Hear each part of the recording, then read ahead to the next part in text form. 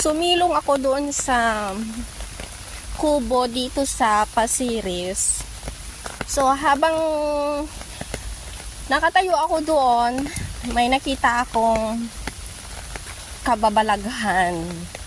So natawa ako kasi sabi ko, oh, may nagpaputok kagabi dito. Yung kubo na yun ay sinasabi nila na mayroong nagpapakitang Pontianak. Tapos mayroong dumating isang babae. Naka-skirt siya. Dahil nagsasalita ako ng Tagalog, dahil binibidyuhan ko yon, tapos nagsalita siya na sabi niya, uy, huwag kang maingay, may tao sa taas.